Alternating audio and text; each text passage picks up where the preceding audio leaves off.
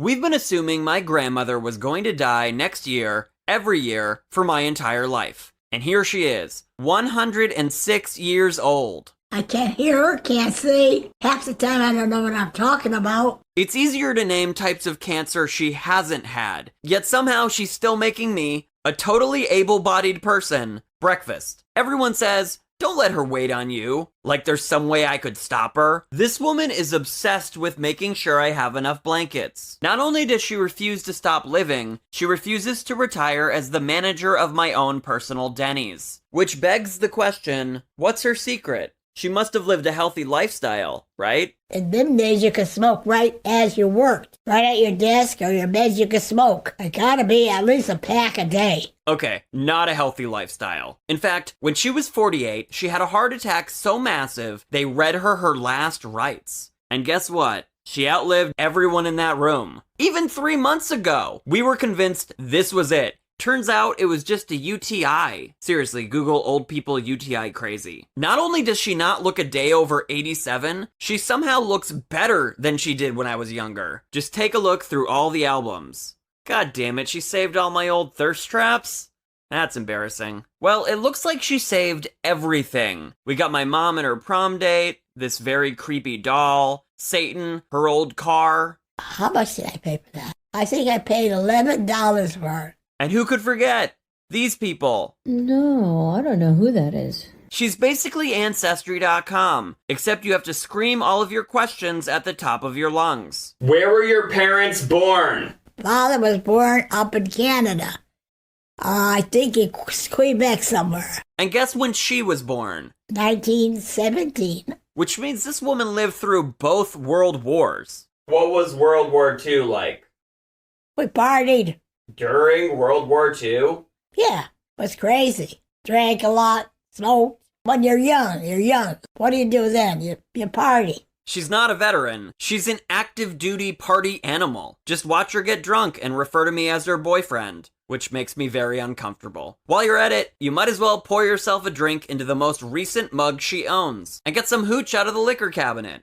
Wait, how did I not know about this cabinet when I was in high school? Probably because there's so much crap in this house, I'm still noticing things I've never noticed before. If her walls could talk, they'd be diagnosed with ADHD. Follow the trails of used Kleenex she leaves around like she's the Easter Bunny, and you'll find things like a spoon collection, the clog on top of the fridge, her grandma action figures, and this giant fruit butt plug. If you gaze into the magic eye book that is the floor, you'll see the secret image of duct tape that's just barely hanging on. And below that floor, there's the basement I've always been afraid of. Think Enchanted Tiki Room meets Saw. And when you leave, if you leave, don't forget to lock the cellar door, or else she'll get mad at you, cause she seems to think there are a lot of moldy life jacket thieves out there. And while I disagree with her on this viewpoint, and also the existence of God, I try not to piss her off too much, because she's the only muse I got. When I was in 5th grade, I wrote this essay about her house that got a perfect score. Oh, yeah, about you living at your grandmother's house? Yeah. Oh, I loved it. The validation I got from that is probably what caused me to think I could be a writer. I'm sure she regrets nurturing my creativity now, considering I've made her play basketball, do like 45 takes of karaoke, and I almost lit her house on fire with the 104 candles I got her for her birthday. Do you like making these videos?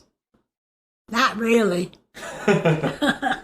Well, she should have thought about that before she decided to be funnier than me. Which I realized years ago when I made this movie about all of the women I had gone out with. And the only part of it anyone liked was the interview I did with her, where I had her react to my dating stories. Later, when I was doing sketch comedy in New York, I remembered that footage and had the idea to play it at my shows. So I'm going to show you a clip. This is a clip of my 98-year-old grandmother, Doris Brown, talking about my ex-girlfriend.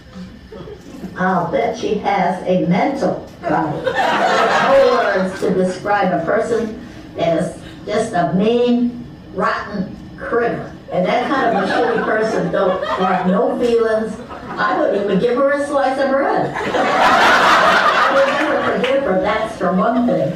But I certainly would try my best to get even. And at the end of all of these shows, we would do this musical number. And she'd come all the way from the middle of nowhere, Connecticut, to surprise everybody and show up on stage.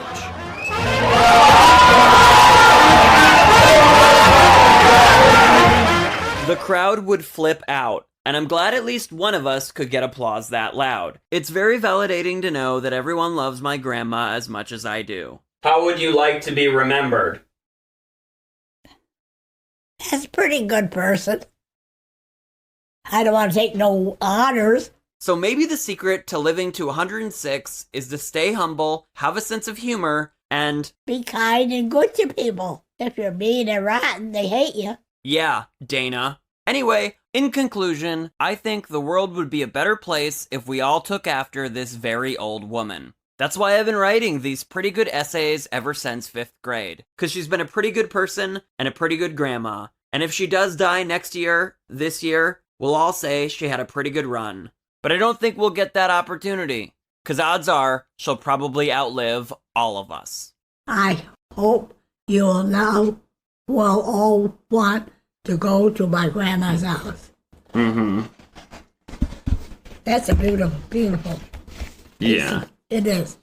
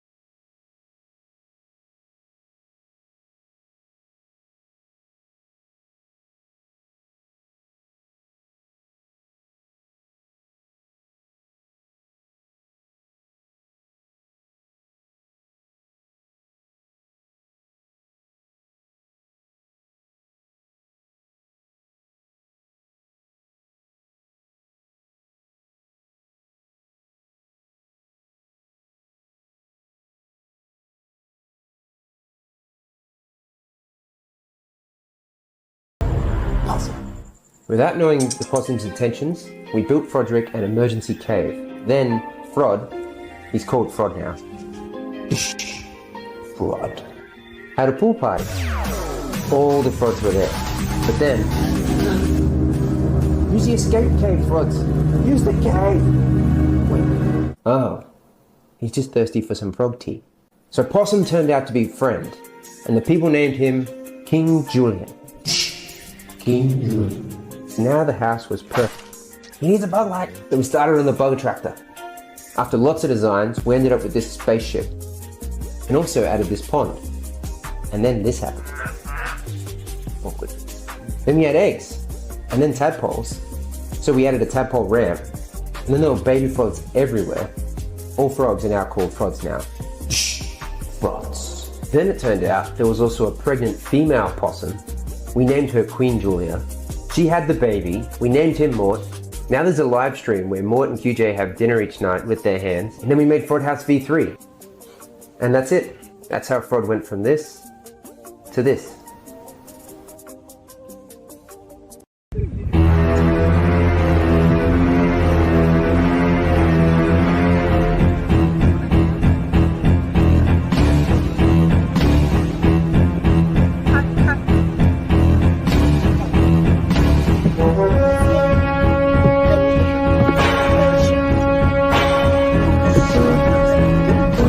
My life as a thug nigga until the day I die. Live my life as a boss player, 'cause even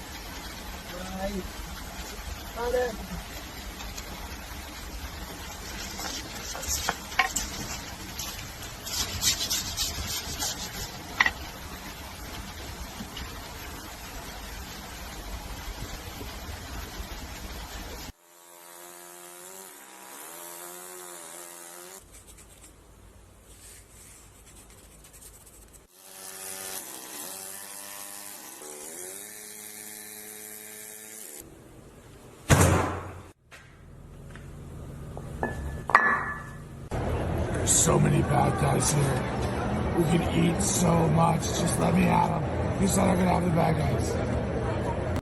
This one has a really funny concept behind it.